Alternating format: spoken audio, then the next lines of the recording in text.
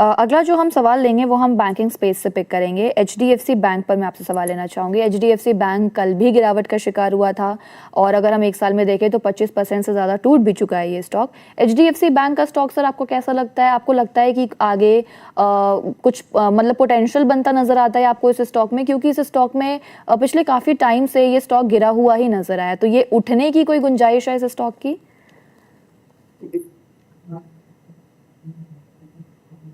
Sir आपकी आवाज़, हाँ ठीक है, अभी आ रही है सर। सबसे अच्छी बात ये है कि इसने अपना जो पिछला स्विंग हुआ है 720 उसको होल्ड किया हुआ है। तो जब तक ये इसको होल्ड करता है तो मुझे लगता है कि एक short term pull back move हमें देखने को मिल सकता है 750 760। बट कोई अभी फिलहाल मेजर अपसाइड का मूव नहीं दिखाई दे रहा है। अगर 720 के नीचे की क्लोजिंग होती है तो यहाँ पे करेक्शन बढ़ सकता है। फिर जो नेक्स्ट सपोर्ट है वो सीधा 700 के आसपास दिखाई दे रहा है। ओके सर, अब कुछ क्वेश्चंस भी पिक कर लेते हैं जो आपके लिए आए हैं। पहला जो क्वेश्चन हम लेंगे वो एलटीटीएस पर लेंगे। पूछना चाहते हैं कि एलटीटीएस पर ब्रेकआउट के लेवल्स क्या हो सकते हैं, ऑल्सो गोदावरी पावर के लिए टारगेट्स क्या हो सकते हैं मिड से लॉन्ग टर्म के लिए, और तेजस नेटवर्क का ट्रेंड बता दीजिए। तो पहला जो स्टॉक हम पिक करेंगे वो एलटीटीएस का लेते हैं। देखिए एलटीटीएस का जो ब्रेकआउट है वो आएगा 3730 के ऊपर। उसके ऊपर ही यहाँ पर गति देखने को मिलेगी, फिर उस स्टॉक 4000 तक के लेवल तक पहुंच सकता है। वहीं पर मैं तेजस नेटवर्क की बात करूं तो जो स्ट्रक्चर है वो साइडवेज है। तो यहाँ पर जो मोमेंटम है वो 560 के ऊपर देखने को मिलेगा। जब तक इसके नीचे रहता है तब तक ये साइडवेज ट्रेंड में ही चलेगा। वहीं पर अगर गोदावरी पावर की बात की जाए, एक मिनट, आपने गोदावरी पावर ही पूछा है ना? जी सर, जी सर। गोदावरी पावर इस्पात लिमिटेड में जो स्ट्रक्चर है वो तो बेरिस साइड का है, बट एक इमीडिएट रेजिस्टेंस देखने को मिल रहा है हमें 265 के आसपास। उसके ऊपर की क्लोजिंग होती है तो ये जो पुल बैक मूव है वो आगे की तरफ बढ़ सकता है। और सर तेजस नेटवर्क? तेजस नेटवर्क का मैंने आपको जैसे बताया कि जो ट्रेंड है वो साइडवेज ही है। अंटिल अनलेस एक ब्रेक थ्रू नहीं मिलता है 556 560 के ऊपर, यहाँ पर हमें रेंज बाउंड व्यू ही देखने को मिलेगा। लोअर साइड पे सपोर्ट अभी 500 का है। ओके सर, अगला जो हम सवाल पिक ठीक है, करेंगे। अभी मैं वाइंड अप करना चाहूंगा क्योंकि मेरे दूसरे कमिटमेंट है। No problem sir, no problem at all. Thank you so much sir for your time, thank you so much.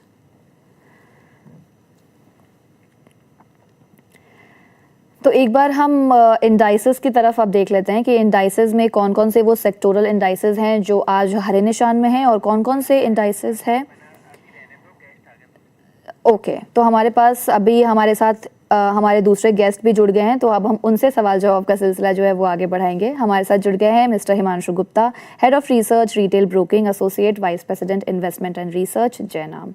Himanshu sir, once again good morning, कैसे हैं आप and welcome to Jagran Business. Very good morning to you. सभी दर्शकों को भी धन्यवाद आपका show में आमंत्रित करने के लिए। सर मार्केट्स तो खुल गए हैं और हमने ऑलरेडी डिस्कशन भी कर लिया है कि Nifty, bank Nifty, Sensex, mid cap, small cap अभी काम काज कर रहे हैं और कैसे लग रहे हैं। तो सर सबसे पहले आप हमें बताइए कि मार्केट खुलने के बाद आपका मार्केट्स पर क्या आउटलुक है, कैसा लग रहा है आपको, और ऐसे मार्केट में आपकी जो इन्वेस्टमेंट स्ट्रैटेजी है वो क्या होनी चाहिए? देखिए, हम लगातार ये कहते आ रहे हैं काफी समय से कि बाजार जो है वो निफ्टी और सेंसेक्स और बैंक निफ्टी के बाहर है आजकल, और वो अपॉर्चुनिटीज जो हैं वो विजिबल है स्मॉल कैप्स में, मिड कैप्स में, माइक्रो कैप्स में, फार्मा सेक्टर में, डिफेंस में, ऑटो एंसेलरी में। तो वहीं पर हमारी जो ध्यान है, वहीं पर हम अपॉर्चुनिटीज की तलाश कर रहे हैं। हालांकि मेरा ऐसा मानना है कि आज क्योंकि ये वीकली एक्सपायरी है निफ्टी में, 24,170 24,200 काफी अच्छा इंपॉर्टेंट सपोर्ट जोन है। तो वहां से मुझे ऐसा लगता है कि खरीदारी भी लौटते हुए नजर आ सकती है सेकंड हाफ में, और आज के बाद यहाँ से कल से एक रिकवरी की शुरुआत भी होते हुए नजर आ सकती है। तो उसके चलते जो लार्ज कैप स्टॉक्स हैं, जो लीडर्स हैं, वहां पर भी खरीदारी लौटने को मिल सकती है। ओके सर, सर सबसे पहले मैं सेक्टोरल वाइज अब आपसे सवाल पूछना चाहूँगी। सबसे पहला जो सेक्टर हम पिक करेंगे वो हम फार्मा का लेंगे। 0.42% की तेज़ी है आज फार्मा में और 26,451 के लेवल पर इंडेक्स जो है वो ट्रेड कर रहा है। फार्मा के दो स्टॉक्स को पिक करूँगी सर, एक तो डॉक्टर रेड्डी और दूसरा है ल्यूपिन। इन दोनों स्टॉक्स पर क्या करना चाहिए इन्वेस्टर्स को? देखिए, डॉक्टर रेड्डीज फिलहाल एक थोड़ी सी शॉर्ट टर्म में करेक्शन मोड में है, तो मोमेंटम यहाँ पर मिसिंग है। लेकिन ऑल इन ऑल क्योंकि सेक्टर पर हम बुलिश हैं, तो मुझे लगता है कि यहाँ पर लॉन्ग टर्म नजरिए से जब तक स्टॉक 1100 रुपए के ऊपर बना हुआ है तो स्ट्रक्चर वाइज स्टॉक पॉजिटिव है। पोजिशनली लॉन्ग टर्म जिनका नजरिया है तो यहाँ पर खरीदारी की जा सकती है, लेकिन लॉन्ग मोमेंटम या शॉर्ट टर्म ट्रेड के लिए मुझे लगता है कि यहाँ से बेटर ऑल्टरनेटिव्स अवेलेबल हैं। ओके दूसरा सर। स्टॉक आपने ल्यूपिन। लुपिन का जिक्र किया। जी। देखिए लुपिन मुझे लगता है कि फिलहाल अपनी एक अच्छी खासी करेक्शन के बाद एक इंपॉर्टेंट सपोर्ट जोन के पास पहुंच चुका है, और यहाँ से रिस्क रिवॉर्ड मुझे लगता है वापस से फेवरेबल होता हुआ नजर आ रहा है। तो 2200 2220 खरीदारी के अच्छे मौके हो सकते हैं। क्लोजिंग बेसिस पर 2150 का स्टॉप लॉस लगाया जा सकता है, और नियर टर्म में मुझे लगता है 2350 2400 तक की रिकवरी लुपिन में आपको देखने को मिल सकती है। ओके सर, आपने बोला कि आप बुलिश हैं फार्मा स्पेस पर, तो आपके बास्केट में कौन कौन से स्टॉक्स हैं? देखिए हम पर्टिकुलरली थोड़ा सा मिड कैप और स्मॉल कैप फार्मा स्पेस पर बुलिश हैं। यहाँ पर एक स्टॉक जो कि एक अच्छी खासी करेक्शन पूरी करता हुआ नजर आ रहा है और इंपॉर्टेंट सपोर्ट्स के पास है, वो है एसएमएस फार्मा। ओके। 358 360 रुपए के आसपास ये स्टॉक करंटली ट्रेड कर रहा है। ऐसा लगता है कि पोजिशनली ये करेक्शन के बाद ये स्टॉक एक रिकवरी के लिए तैयार है। इन लेवल्स पर खरीदारी की जा सकती है। क्लोजिंग बेसिस पर 330 रुपए के नीचे का स्टॉप लॉस लगाया जा सकता है। अपसाइड में 375 और 400 रुपए तक के short term targets SMS pharma में देखने को मिल सकते हैं। वहीं पर मोरपेन लैब्स दूसरा स्टॉक है जो कि बहुत स्ट्रॉन्ग रिजल्ट्स के बाद काफी अच्छी परफॉर्मेंस देता हुआ नजर आया है, तो यहाँ पर हमारी लगातार खरीदारी की सलाह रहेगी। 90 रुपए के आसपास स्टॉक ट्रेड करता है, तो थोड़ी सी कोई इसमें पुल बैक रिट्रेसमेंट मिलती है 80 से 85 रुपए की जोन में, वहां पे रिस्क रिवॉर्ड अट्रैक्टिव है, वहां पे खरीदारी की जा सकती है। स्टॉप लॉस के तौर पे 70 रुपए के नीचे का क्लोजिंग बेसिस पर स्टॉप लॉस लगाकर अपसाइड में 120 से 140 रुपए तक के टारगेट्स मुझे लगता है कि एक क्वार्टर का अगर नजरिया रखें तो मोरपेन लैब्स में भी आता हुआ नजर आ सकता है। और last but not the least Wockhardt pharma, यहाँ पर भी हमारी खरीदारी की सलाह है। ये स्टॉक एक बहुत बड़े ब्रेकआउट के बाद लगभग 12-13 साल की सप्लाई को क्लियर करने के बाद पिछले करीब 1-1.5 महीने से कंसोलिडेशन फेज में है। रिस्क रिवॉर्ड यहाँ पर अट्रैक्टिव है, बहुत स्ट्रॉन्ग फंडामेंटल्स हैं, तो यहाँ पर भी मुझे लगता है कि करंट लेवल्स पे खरीदारी की जा सकती है। क्लोजिंग बेसिस का स्टॉप लॉस 1800 रुपए का लगाकर यहाँ पर 2100 और 2400 रुपए तक के दो पोजिशनल टारगेट्स वोकार्ड फार्मा में आते हुए नजर आ सकते हैं। ओके सर, एक बार सेक्टोरल इंडाइसेस पर भी नज़र डाल लेते हैं और फिर उससे क्वेश्चंस भी पिक करेंगे हम। तो सेक्टर्स के चार्ट्स दिखा दीजिएगा प्लीज़। ये आपके सामने है। बैंक निफ्टी 0.28% गिरा हुआ है। फार्मा पर हमने अभी जस्ट बातचीत की है, 0.40% अप है। रियलिटी में आज हम सबसे ज़्यादा गिरावट देख रहे हैं और 1.55% ये इंडेक्स जो है वो डाउन है। निफ्टी आईटी की अगर हम बात करें तो ये भी आज डाउन है, 1.33% की गिरावट है और निफ्टी ऑटो में 0.11% अप है। निफ्टी ऑटो को पिक करते हैं हम पहले। सर निफ्टी ऑटो से कुछ स्टॉक्स को मैं पिक करूंगी, फिर आप उन पे बताइएगा कि उन पे जो इन्वेस्टमेंट स्ट्रैटेजी है वो क्या होनी चाहिए। निफ्टी ऑटो से जो स्टॉक्स हैं वो है बजाज ऑटो, अशोक लीलैंड और आयशर मोटर। ये तीन स्टॉक्स पर आपका क्या पॉइंट ऑफ व्यू है? लॉन्ग टर्म के लिए कोई इन तीनों में से आपको जो बेस्ट लगे? देखिए पहली बात तो निफ्टी ऑटो पर हमारा जो व्यू है वो पॉजिटिव है। हमें ऐसा लगता है कि ऑटोज और ऑटो एंसिलरीज ये स्पेस एक अच्छा परफॉर्मेंस दिखाने का पोटेंशियल रखता है। बजाज ऑटो की बात करें तो डेफिनेटली पिछले 1-1.5 साल की एक अंडर परफॉर्मेंस के बाद ये स्टॉक अब पिकअप करता हुआ नजर आ रहा है। जी। और एक ब्रीफ पॉज है मुझे लगता है जो कंसोलिडेशन स्टॉक में बनती हुई नजर आ रही है, जहां पर खरीदारी के मौके ढूंढे जा सकते हैं। तो 11700 के आसपास करंट लेवल्स हैं। मुझे लगता है इन लेवल्स पर भी और कुछ अगर छोटी मोटी गिरावट मिलती है किसी वजह से तो खरीदारी की जा सकती है। 12,500 से लेकर 13,000 रुपए तक के टारगेट्स मुझे लगता है यहाँ पर 1 से 2 महीने में बजाज ऑटो में देखने को मिल सकते हैं। वहीं पर आपने आयशर मोटर्स की बात करी। जी सर। तो आयशर मोटर्स का भी चार्ट पॉजिटिव है, चार्ट स्ट्रक्चर भी पॉजिटिव है। यहाँ पर मुझे लगता है कि 7,900 7,950 अच्छे सपोर्ट्स हैं जिनके नीचे का स्टॉप लॉस लगाकर यहाँ पर भी खरीदारी की जा सकती है। 8,200 से 8,500 तक के टारगेट्स मुझे लगता है कि अपना आयशर मोटर्स में भी देखने को मिल सकते हैं। और अशोक लेलैंड की भी आपने शायद जिक्र किया था। जी सर, जी सर। देखिए अशोक लेलैंड भी मुझे लगता है कि काफी अच्छा पॉजिटिवली पॉइज्ड है। एक अच्छी ब्रीफ पॉज और कंसोलिडेशन के बाद स्टॉक अब हायर हाइज हायर लोज बनाता हुआ नजर आ रहा है। ऑटो सेल्स नंबर हालांकि थोड़े से यहाँ पर डिसअपॉइंटिंग थे, लेकिन उसके मुझे लगता है कि स्टॉक उसको रिएक्ट कर चुका है। तो यहाँ पर 170 रुपए के आसपास काफी अच्छा सपोर्ट है, यहाँ पर खरीदारी के मौके ढूंढे जा सकते हैं। 165 रुपए का स्टॉप लॉस लगाकर 190 से 200 रुपए तक के लक्ष्य अशोक लेलैंड में भी मुझे लगता है कि आने वाले समय में देखने को मिल सकते हैं। Okay sir. Sir Nifty realty के स्टॉक्स को हम पिक करते हैं क्योंकि आज निफ्टी रियल्टी सबसे ज़्यादा गिरा हुआ इंडेक्स है। डीएलएफ लेंगे, गोदरेज प्रॉपर्टीज़ लेंगे और लोधा डेवलपर्स, ये 3 स्टॉक्स पर अपना नज़रिया बताइए। इनमें से कोई ऐसा स्टॉक है जो आपको लगता है कि फ्रेश इन्वेस्टमेंट के लिए सही रहेगा, या फिर तीनों में से कौन से स्टॉक को अवॉइड करने की सलाह रहेगी, किस पर बने रहना चाहिए? देखिए, निफ्टी रियलिटी की अगर पहले बात करें तो पहले जी। तो हमारा व्यू निफ्टी रियलिटी पर बुलिश है। ऐसा लगता है कि निफ्टी रियलिटी एक अच्छी करेक्शन के बाद तेजी के लिए तैयार है। ओके। फर्दर अगर स्टॉक्स की बात करें, हालांकि आज थोड़ा सा यहाँ पर प्रॉफिट बुकिंग जरूर देखने को मिल रहा है इंडेक्स में, लेकिन मुझे लगता है कि इवेंचुअली यहाँ पर खरीदारी लौटने को मिल सकती है। स्टॉक स्पेसिफिक बात करें, लोधा डेवलपर पर पहले बात करते हैं, तो मुझे जी। लगता है कि यहाँ पर एक स्टॉक का जो सेटअप और स्ट्रक्चर काफी अच्छा है। एक वर्टिकल मूव के बाद स्टॉक थोड़ा सा शायद टाइम वाइज करेक्शन दिखा सकता है नियर टर्म में। यहाँ पर 1200 1180 काफी अच्छे लेवल्स हैं खरीदारी करने के लिए, और मुझे लगता है कि खरीदारी देखने को मिलेगी इन लेवल्स पर। उसके बाद स्टॉक 1300 से 1500 रुपए तक की छलांग दिखाने के लिए तैयार है, of course in due course of time. But structurally setup stock का पॉजिटिव है और मुझे लगता है 1200 के नीचे यहाँ पर खरीदारी देखने को मिल सकती है। ओके उसके सर। बाद गोदरेज प्रॉपर्टीज की अगर बात की जी। जाए, तो गोदरेज प्रॉपर्टीज रिलेटिवली अभी उतनी स्ट्रांग मोमेंटम फेज में नहीं है, लेकिन क्योंकि स्टॉक एक अच्छा रिकवरी दिखा चुका था और उसके बाद एक ब्रीफ कंसोलिडेशन फेज में है, तो मुझे लगता है कि यहाँ पर 1950 1960 अच्छा सपोर्ट है जहां पर खरीदारी की जा सकती है, और ट्रेडिंग के लिहाज से 1920 का स्टॉप लॉस लगाएं। अपसाइड में 2100 से 2150 तक के टारगेट्स मुझे लगता है यहाँ पर देखने को मिल सकते हैं।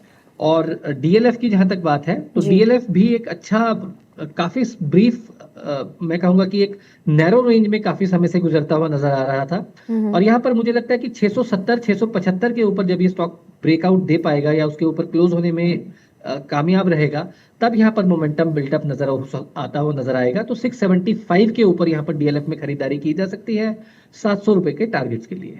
Okay sir. और कुछ। यहाँ पर एक जो कैश सेगमेंट से इस स्पेस में जो कुछ स्टॉक्स जो मुझे पसंद है, जी। उसमें जी। मैक्स स्टेट एक काफी प्रॉमिसिंग चार्ट है, जो कि ऐसा लगता है कि एक अच्छा 2 साल की टाइम प्राइस करेक्शन के बाद एक अपमूव के लिए तैयार है। 480 482 रुपए पर स्टॉक ट्रेड करता है, तो यहाँ पर इसमें खरीदारी की जा सकती है। कोई छोटा मोटा डिप मिलता है 460 तक पोजीशन को ऐड करें। 425 रुपए के नीचे का क्लोजिंग बेसिस पर स्टॉप लॉस लगाएं, और अपसाइड में मुझे लगता है कि 500 और 500 रुपए के ऊपर अगर स्टॉक ये क्लोज होता है आने वाले किसी भी हफ्तों या महीनों में, मुझे लगता है ये स्टॉक एक बड़े मूव के लिए तैयार होगा और 20 से 25% तक का रनअप 1 से 2 क्वार्टर में यहाँ पर देखने को मिल सकता है। Okay sir. ओके, अगला हम सवाल जो पिक करेंगे वो हम लेंगे 3-4 स्टॉक्स हैं सर। हिंदुस्तान जिंक है, टाटा केमिकल्स है और ईएमएस लिमिटेड है। पूछना चाहते हैं कि ट्रेंड और टारगेट्स बताइए, इसके लिए शॉर्ट और मिड टर्म पर्सपेक्टिव क्या होने चाहिए। तो पहले हम बात कर लेते हैं हिंदुस्तान जिंक के बारे में। देखिए, हिंदुस्तान जिंक इनडायरेक्ट प्ले है सिल्वर का, और एक अच्छा पीएसयू स्टॉक है, अच्छा डिविडेंड यील्ड भी है यहाँ पर। एक अच्छा रिकवरी यहाँ पर बनी थी और उसके बाद स्टॉक वापस से उसी बेस में अपना सपोर्ट रिटेस्ट करता हुआ नजर आ रहा है। तो करंट लेवल्स पर खरीदारी का अच्छा लेवल है, 550 560 पे खरीदारी की जा सकती है। स्टॉप लॉस के तौर पर यहाँ पर आपको 510 515 रुपए का स्टॉप लॉस लगाकर चलने की सलाह रहेगी। अपसाइड में 610 615 का पहला टारगेट है। स्टॉक इसके ऊपर निकलता है तो मुझे लगता है 650 रुपए तक भी जा सकता है। तो स्ट्रक्चर सेटअप पॉजिटिव है, ट्रेंड भी मुझे लगता है कि यहाँ पर इंप्रूव होता हुआ नजर आ सकता है, आगे चल के खरीदारी की जा सकती है। ओके सर, और जो अगले स्टॉक्स थे वो थे टाटा केमिकल्स और ईएमएस। देखिए, मुझे लगता है टाटा केमिकल्स यहाँ पर अवॉइड किया जा सकता है। स्टॉक एक डाउनवर्ड ट्रेंड में है, कहीं ना कहीं चाइना में जो सोडा ऐश के प्राइसेस में गिरावट है, उसका यहाँ पर कहीं ना कहीं एक इम्पैक्ट देखने को मिल रहा है। इंटरमीडिएट टर्म ट्रेंड भी डाउन है, तो फिलहाल टाटा केमिकल को अवॉइड किया जा सकता है। इससे बेटर केमिकल स्टॉक्स यहाँ पर मुझे लगता है कि नवीन फ्लोरिन में स्विच किया जा सकता है, या फिर फिनोटेक्स केमिकल एक दूसरा छोटा स्टॉक है जो कि मुझे लगता है एक अच्छी तेजी के लिए तैयार है। तो यहाँ से बेटर मेरी सलाह रहेगी वहां पर मूव करने के लिए। और तीसरा मैम आपने एक और स्टॉक जिक्र किया sir, EMS Limited. EMS Limited, जी जी। जी, ईएमएस लिमिटेड रिलेटिवली एक करेक्शन को खत्म करने की तैयारी कर रहा है, ऐसा लगता है देखते हुए फिलहाल जो चार्ट स्ट्रक्चर है। बट मुझे लगता है कि थोड़ा सा और वेट करें, 425 रुपए के ऊपर अगर ये स्टॉक क्लोज हो जाए तो यहाँ पर एक एडिड कंफर्मेशन आएगी जहां पर रिस्क रिवॉर्ड वापस से फेवरेबल होगा और मोमेंटम फर्दर बिल्डअप आता हुआ नजर आ सकता है। Okay sir. अगला जो हम सवाल लेंगे वो अगेन 3 स्टॉक्स पर आया है। एससीआई पर आया है, 310 पर ले रखा है। केडी ग्रीन पर आया है, 75 पर ले रखा है। और जिंदल स्टील, ये 3 स्टॉक्स हैं और पूछना चाहते हैं कि फ्रेश बाय करने के लिए जो प्राइस लेवल्स हैं और टारगेट्स हैं वो क्या होने चाहिए शॉर्ट मिड टर्म पर्सपेक्टिव से। तो सर पहले हम बात कर लेते हैं जिंदल स्टील पर।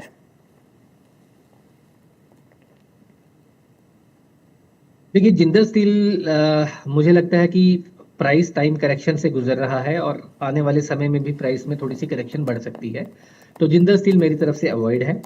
अगर आगे चल के कभी ये स्टॉक 1150 रुपए के ऊपर बंद होता है तो मैं यहाँ पर अपना जो व्यू है वो चेंज करूंगा। फिलहाल यहाँ पर मुझे लगता है कि इसको अवॉइड किया जा सकता है। ओके। दूसरा आपने शिपिंग कॉर्पोरेशन की शायद बात हाँ की जी थी, sir, SCI. Shipping corporation of India, जी एससीआई। एससीआई मुझे लगता है यहाँ पर करंट लेवल्स पर 290 रुपए से लेकर 280 रुपए तक खरीदारी के अच्छे लेवल हैं। 260 रुपए का यहाँ पर स्टॉप लॉस लगाया जा सकता है। फ्रेश 319 320 रुपए के ऊपर ये स्टॉक जब भी क्लोज करेगा तो यहाँ पर एक ब्रेकआउट कंफर्म होगा जहां पर पोजीशन को और ऐड भी किया जा सकता है और इस पोजीशन का stop loss cost per trail किया जा सकता है। उसके ऊपर यहाँ पर एक ब्रेकआउट आता हुआ नजर आएगा। 350 360 रुपए तक की मूव वहां पर उस लेवल के ऊपर बनती हुई नजर आएगी। ओके। एक आखिरी स्टॉक था सर इनके क्वेश्चन में, वो था केडी ग्रीन, 75 पर ले रखा है। KD green industries. Ma'am NSC का टिकट बता पाएंगे आप मुझे? एक सेकेंड सर।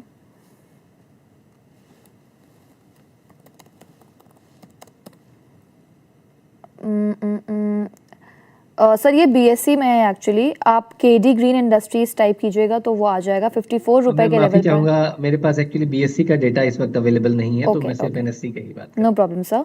अगला क्वेश्चन पिक कर लेते हैं हम। जेएसडब्ल्यू इंफ्रास्ट्रक्चर पर है, ले रखा है 256 रुपए पर ले रखा है और पूछना चाहते हैं कि लॉन्ग टर्म व्यू क्या हो सकता है। क्या मुझे सेल करना चाहिए, होल्ड करना चाहिए या फिर मुझे और ऐड करना चाहिए। तो एक ये स्टॉक है जेएसडब्ल्यू इंफ्रा। और अगला जो सवाल हम इसी पे ऐड ऑन करेंगे वो है एचएससीएल के बारे में। पूछना चाहते हैं कि क्या is HSCL going to run away. तो ये उनका सवाल है। जी देखिए, जेएसडब्ल्यू इंफ्रा की अगर पहले बात करें तो पहले डिस्क्लोजर और डिस्क्लेमर ये है कि ये मेरे निजी पोर्टफोलियो में भी स्टॉक है, तो और मैं कभी भी आगे चल के इसमें पोजीशन कम ज्यादा या वो कर सकता हूं। तो इस डिस्क्लेमर के साथ मुझे ऐसा लगता है कि जेएसडब्ल्यू इंफ्रा यहाँ से एक ब्रेकआउट के लिए तैयार है, लेकिन उस ब्रेकआउट से पहले ये थोड़ी एक ब्रीफ कंसोलिडेशन के फेज में है, जहां पर मुझे लगता है कि 325 322 रुपए तक का कोई अगर डिप आता है तो वो खरीदारी के लिए बेहतरीन मौका हो सकता है। ओवरऑल इस पोजीशन का 310 रुपए का एक स्टॉप लॉस है। 350 360 रुपए के ऊपर ये स्टॉक निकलता है जब भी आने वाले समय में, तो मुझे लगता है एक बड़े ब्रेकआउट की यहाँ पर तैयारी होगी और मुझे लगता है कि 350 360 के ऊपर जब ये स्टॉक निकलेगा तो आने वाले 1 से 2 क्वार्टर लगातार एक यहाँ पर अप मूव देखने को मिल सकता है। 20-25% तक का रनअप मैं मानकर चल रहा हूँ कि यहाँ पर देखने को मिलेगा। तो फिलहाल होल्ड करके चलने की सलाह है, एक्यूमुलेट भी किया जा सकता है। 350 360 के ऊपर यहाँ पर एक फ्रेश ब्रेकआउट बनता हुआ नजर आएगा। एचएफसीएल की जहां तक बात की जाए, HSCL sir Himadri speciality chemicals limited. अच्छा ओके जी जी। हिमाद्री स्पेशलिटी देखिए मेरी एक पसंदीदा स्टॉक रहा है, काफी समय से मैं इसमें स्टॉक में बाइंग रिकमेंडेशन देता आया हूं और मेरा ऐसा मानना है कि जो इस कंपनी का नेचर ऑफ बिजनेस है, बेसिकली जिस तरह का केमिकल बनाते हैं जो कि ईवी बैटरीज में यूज होता है, जिस तरह की एग्रेसिव मैनेजमेंट की कमेंट्री है, ये स्टॉक एक डेफिनेटली एक अपमूव के लिए तैयार है। लेकिन उस अपमूव से पहले हो सकता है कि स्टॉक थोड़ा सा एक ब्रीफ कंसोलिडेशन या एक ब्रीदर ले, जिसमें मुझे लगता है 740 730 रुपए तक की अगर कोई डिप आती है तो वो खरीदारी के लिए या एक्यूमुलेट करने के लिए काफी अच्छा एक मौका हो सकता है। तो ओवरऑल बने रहने की सलाह है, गिरावट पे खरीदारी करके चलने की सलाह है और मेरा यहाँ पर जो पोजिशनल टारगेट है अगर 6 से 8 महीने की बात की जाए तो पहला टारगेट 850 रुपए और उसके बाद 950 से 1000 रुपए तक के भी लक्ष्य मुझे लगता है कि यहाँ पे आने वाले 6 महीने में देखने को मिल सकते हैं। Okay sir. अगला जो हम सवाल पिक करेंगे वो हम शुभम गिरोत्रा का पिक करेंगे। वो पूछना चाहते हैं 2 स्टॉक्स पर। अजमेरा रियल्टी ले रखा है, 20,000 शेयर्स है एट 131 और पूना फिनकॉर्प पे उनके पास 1000 शेयर्स है एट 493। एक और ऐड किया है star health insurance 500 shares at 493। तो 3 स्टॉक्स है सर। पहले हम अजमेरा रियल्टी पर बातचीत कर लेते हैं और उसके बाद हम बात करेंगे पूना वाला फिनकॉर्प पर। तो पहले अगर अजमेरा की बात की जाए तो डिस्पाइट द फैक्ट कि रियलिटी स्पेस अच्छा लग रहा है, उसके बावजूद ये स्टॉक एक अभी डाउन ट्रेंड में है, तो मेरी तरफ से अवॉइड है। अगर आपके पास ऑलरेडी इसमें पोजीशन है।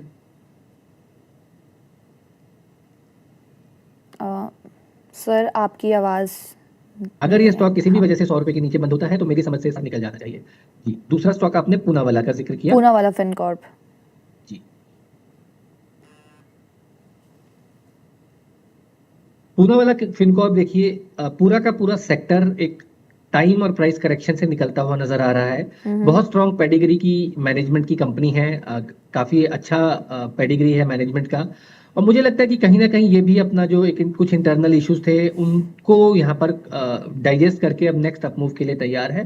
पूनावाला फिनकॉर्प का चार्ट पॉजिटिव है, स्ट्रक्चरली बुलिश है। मुझे लगता है 465 470 रुपए के स्टॉप लॉस के साथ यहाँ पर पोजीशन को होल्ड किया जा सकता है।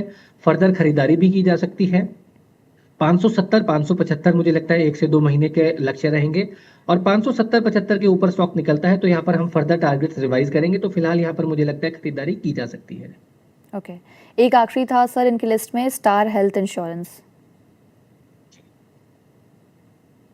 देखिए, स्टार हेल्थ इंश्योरेंस एक बड़ी अंडर परफॉर्मेंस के बाद अब ऐसा लगता है कि यहाँ पर लोअर लेवल्स पर अच्छी खरीदारी देखने को मिली है। फंड्स की तरफ से भी बाइंग है और वैल्यूएशन वाइज भी मुझे लगता है कि यहाँ पर कंफर्ट देखने को मिल रहा है। इस सब के चलते मुझे लगता है कि यहाँ पर 540 550 अच्छे सपोर्ट जोन्स हैं जहाँ पर खरीदारी के मौके ढूंढे जा सकते हैं।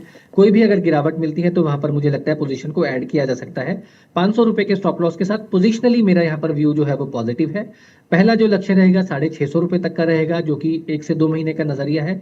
650 रुपए के ऊपर जब कभी भी ये स्टॉक निकलेगा तो मुझे लगता है कि फ्रेश यहाँ पर ब्रेकआउट्स आएंगे और फिर यहाँ पर कॉल और टारगेट्स को रिवाइज किया जा सकता है। ओके सर, अगला जो हम सवाल पिक करेंगे उसमें 2 सवाल साथ में ऐड कर लेते हैं। एक सवाल जो है वो एस्ट्रल पर आया है, 100 क्वांटिटीज़ है, 1575 के प्राइस पर ले रखा है। पूछते हैं कि क्या मुझे होल्ड करना चाहिए या फिर सेल करना चाहिए। और जो दूसरा सवाल है वो सानवी सावंत की तरफ से आया है, आपने नवीन फ्लोरिन की जिक्र करा था अभी थोड़ी देर पहले और उसी पर सवाल ले रखा है। 2 साल के लिए लॉन्ग टर्म इन्वेस्टमेंट की जो स्ट्रैटेजी है वो पूछ रही हैं। एस्ट्रल की बात करें, अच्छा खासा प्राइस टाइम करेक्शन के बाद बहुत स्ट्रॉन्ग सपोर्ट जोन 1260 1270 पर रीटेस्ट करने के बाद स्टॉक में एक अच्छा रिकवरी बना है। 3 4 दिन से जो थोड़ा सा प्राइस सॉफ्ट हो रहा है वो एक नेचुरल रिट्रेसमेंट है जिसमें हमको खरीदारी के मौके ढूंढने चाहिए। मुझे लगता है कि स्टॉक अच्छा है, बने रहें, खरीदारी और कर सकते हैं अगर कोई डिप मिलता है। और अगर 4 6 महीने का नजरिया है तो 1700 रुपए तक के लक्ष्य, और अगर लंबी अवधि का नजरिया है तो मुझे लगता है 2000 से 2200 के टारगेट्स भी एस्ट्रल में देखने को मिल सकते हैं। ओके। फिर आपने नवीन फ्लोरिन का शायद जिक्र किया। जी सर, जी सर। देखिए, नवीन फ्लोरिन एक बहुत स्ट्रांग कंपनी, बहुत स्ट्रांग परफॉर्मेंस और एक काफी डाइवर्सिफाइड पोर्टफोलियो केमिकल स्पेस में है। आउट परफॉर्मेंस सेक्टर की तरफ से देखने को मिल रही है और स्टॉक भी सेक्टर को डाइवर्सिफाई आउट परफॉर्म कर रहा है। मुझे लगता है 2 साल के नजरिए से यहाँ पर बिल्कुल काफी अच्छी पिक है, खरीदारी करें रेगुलर इंटरवल्स पे। 8200 8000 अच्छे सपोर्ट जोन हैं जहां पर खरीदारी करें। 7400 का अगर चाहें तो स्टॉप लॉस लगा सकते हैं। और 2 साल के नजरिए से मुझे लगता है 10 से 12000 तक के लक्ष्य यहाँ पर नवीन फ्लोरिन में आने वाले समय में जरूर देखने को मिल सकते हैं। Okay sir. सर 2 स्टॉक्स देखिएगा, पहला है आलूवालिया कॉन्ट्रैक्ट्स और दूसरा है Nelco. Ahluwalia contracts India limited की अगर हम बात करें 7.69% डाउन है और 732 के लेवल पर ट्रेड कर रहा है। पहले इस पे बातचीत करते हैं सर, अचानक ऐसा क्या हुआ है कि ये स्टॉक इतना ज़्यादा गिरावट का शिकार हुआ है और इस स्टॉक में अब क्या करना चाहिए? देखिए, जो आज की गिरावट है ये मुझे लगता है कुछ ना कुछ न्यूज बेस्ड गिरावट है या फिर रिजल्ट का रिएक्शन है। बट उसके अलावा भी ये स्टॉक ऑलरेडी स्ट्रक्चरली थोड़ा सा वीक दिख रहा था। स्टॉक एक basically downward to sideways correction में था और जैसा बुलिश स्टॉक के लिए हमें चाहिए होता है राउंडिंग बॉटम, उसका जस्ट ऑपोजिट यहाँ पर राउंडिंग टॉप बनता हुआ नजर आ रहा है। तो मुझे एक वीक सेटअप लग रहा है। बार बार स्टॉक 650 रुपए की एक सपोर्ट लाइन से पिछले कई बार सपोर्ट लेता हुआ नजर आया था, लेकिन ऐसा लग रहा है कि इस बार ये स्टॉक इवेंचुअली वो सपोर्ट शायद तोड़ सकता है। तो मेरी सलाह रहेगी कि जो भी इसमें फिलहाल के लिए जिनका नजरिया शॉर्ट टर्म या पोजिशनल है, कोई भी रिकवरी मिलती है तो यहाँ पर एग्जिट करें। फ्रेश खरीदारी की फिलहाल यहाँ पर सलाह नहीं है। Okay sir. अगला जो स्टॉक सर मैं बात करी थी वो थी नेल्को। 9.85% डाउन है और 975 के लेवल पर ट्रेड करता हुआ नजर आ रहा है। इस स्टॉक में क्या करना चाहिए अब इतनी बड़ी गिरावट के बाद? देखिए, नेल्को मुझे लगता है कि सिर्फ ये शायद ये इसमें भी कोई रिजल्ट रिएक्शन है, क्योंकि कल के सेशन में ये ऑन द कॉन्ट्रेरी एक तेजी दिखा रहा था, अपसाइड में यहाँ पर देखने को मिल रहा था, और आज शायद किसी वजह से यहाँ पर वो प्रॉफिट बुकिंग या रिवर्सल है। चार्ट स्ट्रक्चर सेटअप पॉजिटिव है, यहाँ पर गिरावट को हम यूटिलाइज कर सकते हैं खरीदारी करने के लिए, और 900 रुपए 920 रुपए के आसपास काफी स्ट्रॉन्ग सपोर्ट जोन है, जहां पर अगर ये मिलता है आने वाले दिनों में तो वापस से खरीदारी लौटने का मुझे लगता है कि काफी हाई प्रोबेबिलिटीज हैं। 850 के स्टॉप लॉस के साथ नेल्को में मुझे लगता है 900 सवा 900 के लेवल्स पे वापस से खरीदारी देखने को मिल सकती है। ओके सर, अगला जो हम सवाल पिक करेंगे वो हम लेंगे देव प्रकाश का। पूछते हैं कि सर कैन आई बाय डिक्सन्स, और जो आपका कॉल होगा वो क्या होगा, बाय कॉल होगा क्या डिक्सन पर? जी, मुझे लगता है डिक्सन टेक्नोलॉजी में एक अच्छा तेजी के बाद एक साइडवेज प्राइस टाइम कंसोलिडेशन है शॉर्ट टर्म में, जिसको हम यूजुअली एक फ्लैग फॉर्मेशन बोलते हैं, और ऐसा लगता है कि आने वाले दिनों में ये स्टॉक शायद एक ब्रेकआउट के लिए तैयारी कर रहा है। तो इस ब्रेकआउट से पहले अगर आप चाहें तो इसको कंसोलिडेशन में खरीद सकते हैं। 14,200 के आसपास का करंट लेवल्स हैं, कोई डिप 14,000 तक मिलता है तो वहां पर ऐड करें। पोजिशनल जो स्टॉप लॉस है वो रहेगा 13,500 के नीचे का। ऊपर में 14,600 के ऊपर अगर ब्रेकआउट मिलता है तो मुझे लगता है 15,200 और 15,500 तक के टारगेट्स डिक्सन में देखने को मिल सकते हैं। ओके सर, अगला जो सवाल हम पिक करेंगे वो हम शेख अब्दुल मिरान का लेंगे। पूछना चाहते हैं आपसे कि I have taken woke pharma in 1902, please suggest me the targets and stop loss. देखिए, वोकार्ड की अगर मैं बात करूं तो जी। वोकार्ड ने बेसिकली 1750 से 1800 के ऊपर एक बहुत बड़ा लगभग 13 साल का एक प्राइस का ब्रेकआउट दिया था, और वो ब्रेकआउट देने के बाद स्टॉक ने लगभग 2400 तक के लेवल्स हाईज नए टेस्ट करे। उसके बाद स्टॉक एक दोबारा से छोटा सा एक करेक्शन मोड में है, और 1750 1800 का ही मुझे लगता है कि एक जो अब इस स्टॉक के लिए एक बेस बनता हुआ नजर आएगा या एक इंपॉर्टेंट सपोर्ट का काम करेगा। मेरा ऐसा मानना है कि इस कंसोलिडेशन में आपको इसको खरीदारी करनी चाहिए और थोड़ा सा इसको समय दें। आने वाले क्वार्टर्स में जैसा मैंने शुरुआत में भी बताया कि एक बार 2100 रुपए के ऊपर ये स्टॉक स्टेबलाइज होना शुरू होगा तो 2400-2500 रुपए तक के 1 से 2 क्वार्टर्स के टारगेट, और अगर 1 से 1.5 साल का नजरिया है तो 3000 से 3200 रुपए तक के भी टारगेट्स वो कार्ड्स में आते हुए नजर आ सकते हैं। ओके, दो और स्टॉक्स को पिक करेंगे सर। बीएसई का स्टॉक हम पहले लेते हैं। बीएसई आज 2.01% डाउन है, साथ ही 3264 के लेवल पर ट्रेड कर रहा है। और जो अगला स्टॉक हम पिक करेंगे वो हम लेंगे एमसीएक्स का। एमसीएक्स में 0.36% की तेजी है और ये 2943 के लेवल पर ट्रेड कर रहा है। बीएसई वर्सेस एमसीएक्स अगर मैं आपको ऐसे कंपेयर करने के लिए बोलूँ तो दोनों में से आपको कौन सा ज़्यादा बेटर लगता है फ्रेश इन्वेस्टमेंट के लिए? क्या इन दोनों स्टॉक्स में से कोई स्टॉक आपको पसंद है?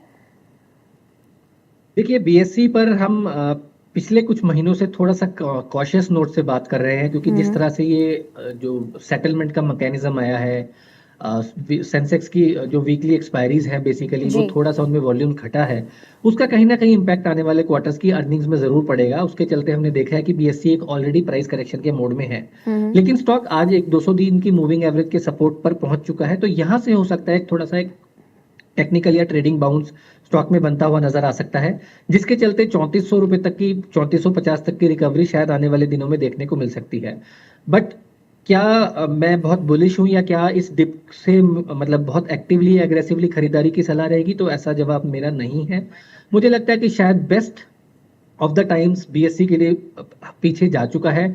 अभी एक मार्केट से एक थोड़ी सी कम परफॉर्मेंस इस स्टॉक में देखने को मिलेगी और रिकवरी में यहाँ पर सेलिंग देखने को मिल सकती है। तो फिलहाल बहुत एग्रेसिवली यहाँ पर गिरावट पर खरीदारी की सलाह नहीं है, हालांकि शॉर्ट टर्म में एक ट्रेडिंग बाउंस मैं इन लेवल से एक्सपेक्ट कर रहा हूँ। सिमिलरली अगर एमसीएक्स की भी बात की जाए तो देखिए, हालांकि एमसीएक्स के स्टॉक्स में भी लोअर लेवल से एक रिकवरी बनी है, 200 दिन की मूविंग एवरेज से एक बाउंस देखने को मिला है नंबर्स के बाद, बट यहाँ पर भी जो मेरा नजरिया है वो बहुत ज्यादा ऑप्टिमिस्टिक नहीं है। अगर आप ध्यान देंगे तो एमसीएक्स की जो क्रूड ऑप्शंस का जो वॉल्यूम है वो कहीं ना कहीं एनएससी में शिफ्ट होता हुआ नजर आ रहा है।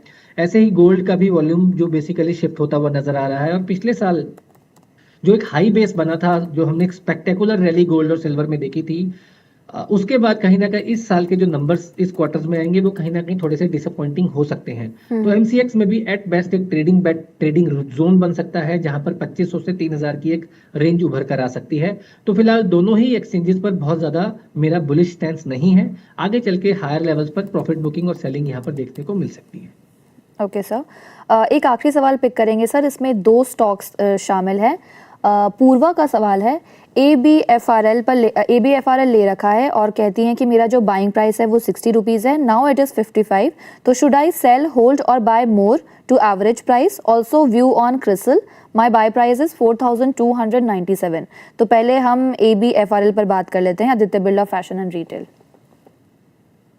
देखिए, वैसे तो क्लियर कट एक अंडर परफॉर्मर है, बहुत लंबा डाउन ट्रेंड है और किसी तरह से भी इन्वेस्टर्स को इस स्टॉक ने रिवॉर्ड नहीं किया है। But Purva ji, the only silver lining here is कि यहाँ पर 50-52 रुपए के पास हर बार थोड़ा सा एक सपोर्ट और डिमांड निकल कर आता है। और अभी थोड़ा सा फंडामेंटली ऐसा लगता है कि जिस तरह से इन्होंने पोर्टफोलियोज अपने एक्सपेंड किए थे, शायद कहीं ना कहीं उसका जो बेनिफिट है वो इस साल देखने को मिल सकता है। तो इस स्टॉक को आप थोड़ा सा समय दे सकती हैं, 50 रुपए का एक नीचे क्लोजिंग बेसिस पर स्टॉप लॉस लगाकर। ऐसा लगता है कि अगर यहाँ से इस बार रिकवरी आई तो 65 से 70 रुपए तक का एक रिबाउंड देखने को मिल सकता है। बट ये ध्यान रखें कि ट्रेंड क्लियर कट डाउनवर्ड है और ये अभी बेस बनाने में हो सकता है काफी समय लगाए, तो बहुत एग्रेसिवली टर्न अराउंड मैं उम्मीद नहीं कर रहा हूँ। बट रिस्क रिवॉर्ड को देखते हुए यहाँ से मुझे लगता है कि शायद आपको आपका खरीदारी का भाव मिल सकता है। ओके, एक और स्टॉक की बात की थी जी, मैम, क्रिसल की सर, CRISIL। क्रिसिल देखिए, एक बेसिकली एक पोर्टफोलियो कैटेगरी का स्टॉक है। इनकी एक अलग बिजनेस है, रेगुलर इनकम्स मिलती है यहाँ पर रेटिंग्स के लिए। और जिस तरह से मार्केट्स अच्छा परफॉर्म करती हैं तो यहाँ पर भी रेवेन्यूज बढ़ती हुई नजर आती हैं। एक अच्छा बेस स्टॉक बना चुका है, 3700-3800 रुपए के आसपास अप ट्रेंड की शुरुआत लगता है कि हो चुकी है। तो 4100 4200 के स्टॉप लॉस के साथ यहाँ पर क्रिसिल में पोजीशन को होल्ड करें। 4800 से 5000 तक के मुझे लगता है शॉर्ट टर्म टारगेट्स क्रिसिल में देखने को मिल सकते हैं। Okay, thank you so much Himanshu sir, आप हमारे साथ जुड़े। It was lovely having a conversation with you. Thank you so much sir and have a good day. Disclaimer जी देना जी चाहूंगा सर, मैं। डिस्क्लेमर। देखिए, अनटिल एंड अनलेस जिस स्टॉक के बारे में मैंने डिस्क्लेमर दिया है, शायद हमने जिक्र किया था JSW जी, उसके अलावा किसी और स्टॉक में मेरा कोई निजी निवेश या इंटरेस्ट नहीं है। लेकिन सिमिलर लाइंस पे हमारे क्लाइंट्स के पास पोजीशंस हो सकती हैं, सिमिलर लाइंस पे हमारी रिकमेंडेशंस उनको दी हो सकती हैं।